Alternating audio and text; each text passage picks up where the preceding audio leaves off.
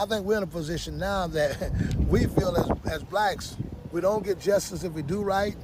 We don't get justice if we do wrong. Clayton Coward of the Poor Minority Justice Association in Florida told Atlanta Black Star that he's drained by a legal system that is not meant to protect blacks.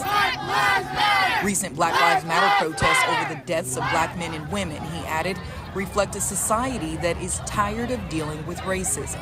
I don't feel like people wake up in the morning and say, hey, we're going to burn down a building, hey, we're going to loot. I think people are responding because we've been crying out for justice in these areas, and it's really not been dealt with. A recent push by Florida Governor Ron DeSantis proposes that those found participating in protests deemed violent lose their unemployment checks and face a felony or a number of other penalties. We are not going to permit localities to defund the police.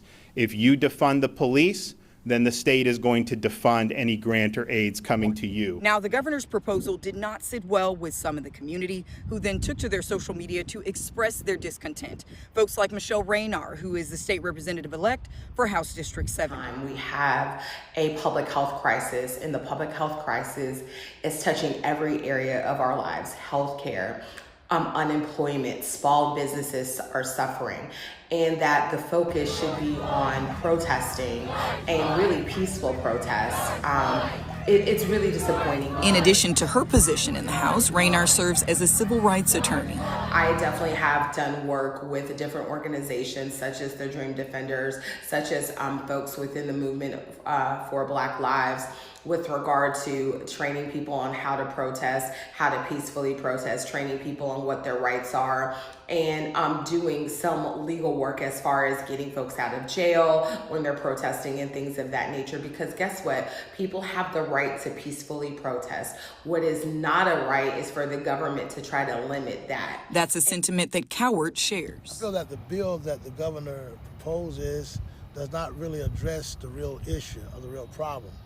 I think rioting, protesting, and all of those things are a reaction to bad policing. And I think that if the governor really wants to solve the problem, he needs to deal with the source of the problem. Coward expressed that black people are tired of being overlooked when it comes to their safety and well-being. The most offensive thing was that the governor seeks to protect monuments and statues, which are bronze and concrete.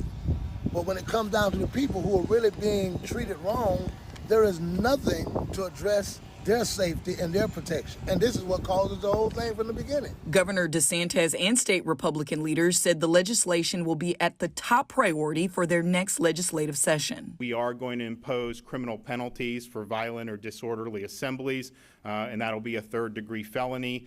DeSantis concluded his proposal in full support of Florida law enforcement in their efforts to gain control of any protest that is deemed violent in the state of Florida. He added that those who travel from out of state to participate in these protests will serve harsher penalties. Ashanti Ford with Atlanta Black Star.